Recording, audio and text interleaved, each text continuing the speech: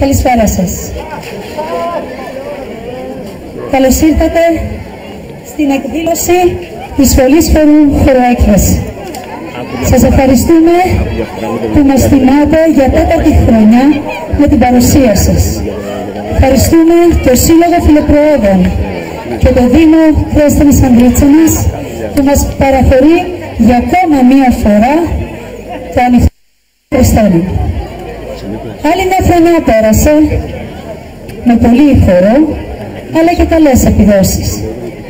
Το Φεβρουάριο που μας πέρασε δεχτήκαμε πρόσκληση από το Λύκειο Ελληνίδων Πύργου να χορέψουμε με τμήμα της σχολής μας 2 χορογραφίες, τάγκο και βάλς, στην εκδήλωση Χαραλάμπια 2012.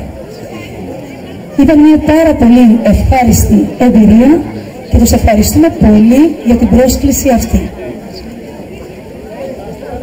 Επίσης, η σχολή μας συμμετείχε για 3η χρονιά στο Διεθνή Διαγωνισμό Ακρόπολης 2012 και στην κατηγορία Χασάπι Κοπέδο πήραμε χρυσό μετάλλιο και στην κατηγορία Ζεϊμπέκι Κοπέδο πήραμε ασημένιο μετάλλιο.